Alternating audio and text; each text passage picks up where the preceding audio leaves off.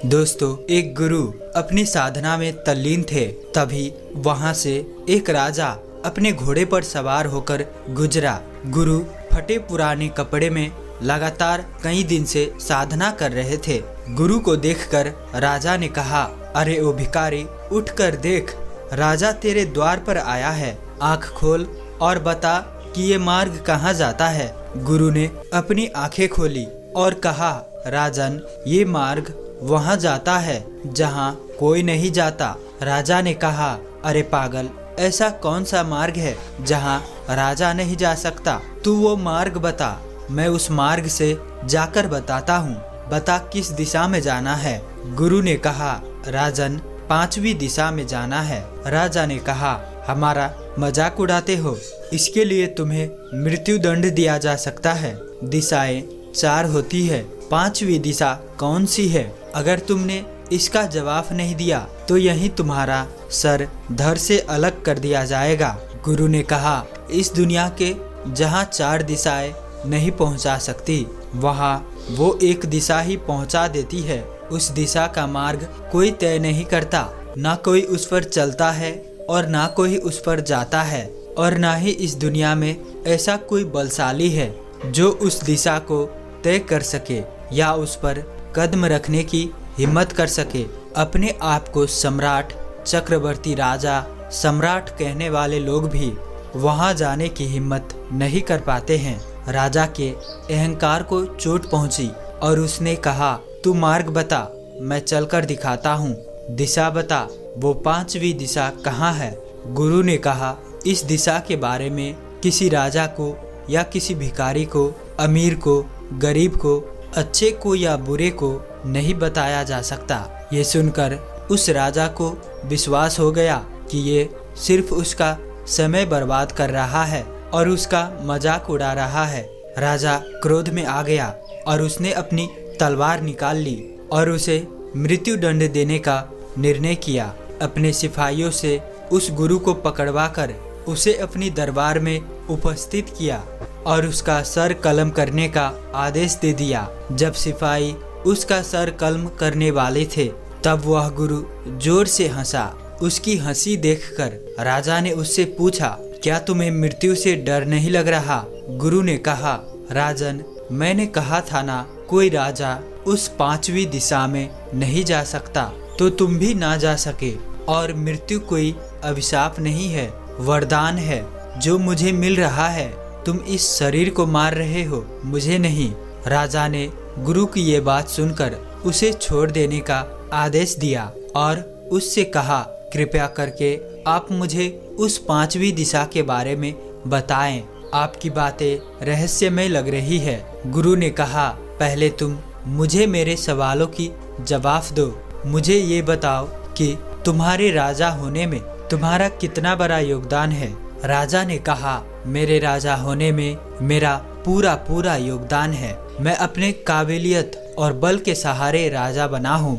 मैंने इसके लिए बहुत मेहनत की है, दिन रात एक कर दिया है। गुरु ने राजा से कहा, 5वां मार्ग जानने के लिए तुम्हें मेरे साथ चलना होगा। गुरु राजा को लेकर एक मार्ग पर चलने लगे। मार्ग में एक भिखारी दिखाई दिया। उसे देखकर गुरु ने राजा से कहा, राजन, इस व्यक्ति के भिखारी होने में इसका कितना बड़ा योगदान है? राजा ने कहा, इस व्यक्ति के भिखारी होने में इसका पूरा योगदान है।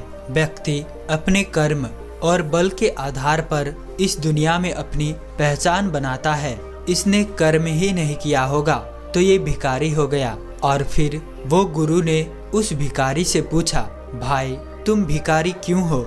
राजा क्यों नहीं हो गए? भिखारी ने कहा, मेरे माता पिता कौन है मुझे नहीं पता। बचपन में ही वह मुझे छोड़कर चले गए। एक बूढ़ी औरत ने मुझे पाला। जब मैं बहुत छोटा था तब वो भी मुझे छोड़कर चली गई। बचपन में मुझे अपना पेट पालने के लिए काम करना पड़ा। जब काम नहीं मिलता तो भीख मांगनी पड़ती। ऐसा करते करते मैं बड़ा हुआ। अपने भविष्य के लिए कुछ धन मैंने एकत्रित किया, परंतु मैं बहुत बीमार पड़ गया। बीमारी बड़ी थी, मेरा सारा धन उसी में लग गया और मैं ठीक नहीं हुआ। मेरे शरीर में इतनी ताकत नहीं है कि मैं काम कर सकूं, इसलिए जिंदा रहने के लिए भीख मांगनी पड़ती है। गुरु ने राजा से कहा, राजन, इस भिखारी की परिस्थितियाँ अगर आपको मिलती तो क्या आप राजा बन जाते? और क्या इस भिखारी को आपकी जैसी परिस्थितियाँ मिलती और यह एक राजा के घर में पैदा होता तो क्या आज ये भिखारी बनता? क्या राजा के घर पैदा होना आपका चुनाव था? क्या आप जानबूझकर राजा के घर पैदा हुए ताकि आप राजा बन सके? और क्या गरीब माता पिता के घर पैदा होना इस भिखारी का खुद का चुनाव था ताकि ये आगे चलकर भिखारी बन सके?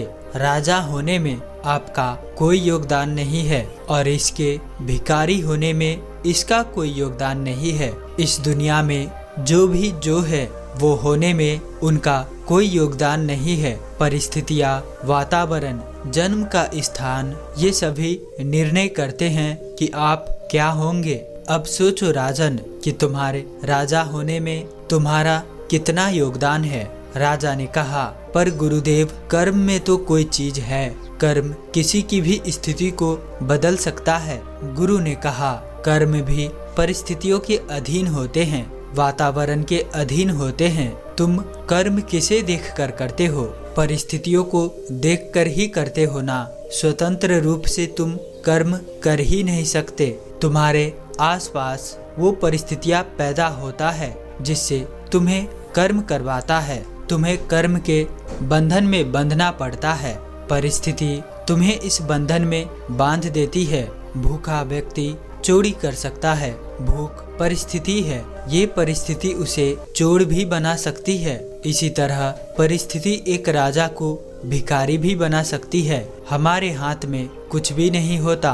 राजा गुरु के चरणों में गिर गया और गुरु से कहा, क्या हम मात्र कठपुतली हैं? गुरु ने कहा, राजन, अब आप उस मार्ग पर चल सकते हैं, उस 5वीं दिशा पर जा सकते हैं जहाँ राजा या कोई और नहीं जाता, क्योंकि वहाँ वही चल सकता है जिसने इस दुनिया की हकीकत जान ली और उस मार्ग पर जिसने अपनी मंजिल को पा लिया वही परिस्थितियों के बाहर स्वतंत्र कर्म कर सकता है।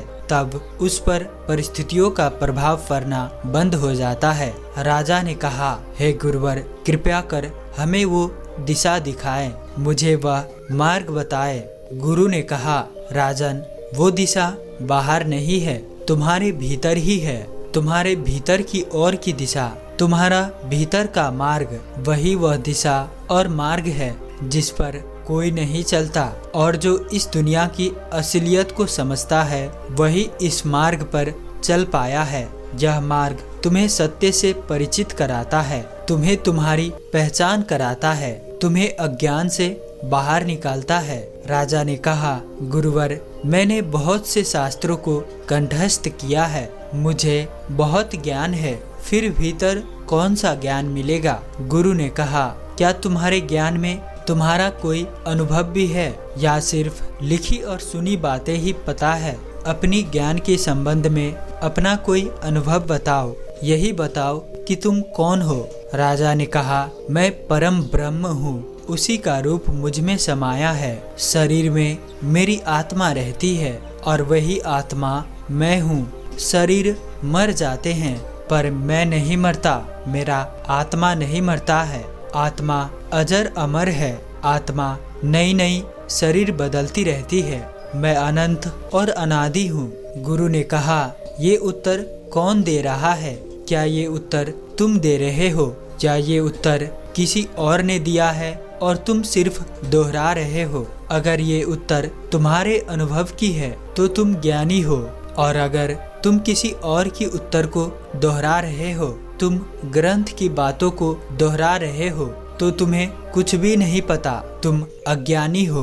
अपनी भीतर का जो मार्ग है वह तुम्हारे इसी अज्ञान को दूर करता है। पहला ज्ञान यही होता है कि मुझे कुछ नहीं पता। अब बताओ कि क्या तुम्हें कुछ पता है? राजा ने कहा, गुरुदेव, आप सत्य कहते हैं। जब मैं इस बात पर विचार कर रहा हूँ तो मैं बड़ा अज्ञानी सा महसूस कर रहा हूँ। मुझे खुद से खुद का कोई अनुभव ही नहीं है। राजा गुरु की शरण में चला गया और भीतर की मार्ग को खोज करने लगा। हमारे जीवन में बहुत कठिनाइयाँ, बहुत समस्याएं हैं, बहुत कुछ हमारे साथ होता रहता है, पर एक खास बात अवश्य होती है, वो ये है कि कुछ भी स्थायी नहीं रहता। चाहे बड़े से बड़ा दुख हो या बड़े से बड़ा खुशी, परिस्थितियों के हिसाब से सब बदल जाता है। बहुत गहरे में विचार करोगे तो पता चलेगा कि वास्तव में तो हम कुछ कर ही नहीं रहे हैं, सब हो रहा है, हम केवल माध्यम हो रहे हैं। लेकिन फिर भी इसका मतलब ये नहीं है कि हम सब कुछ छोड़ छाड़ कर बैठ जाएं, क्योंकि ये परिस्थितियाँ हमारे लिए ही है ताकि हम कोई कर्म कर सके।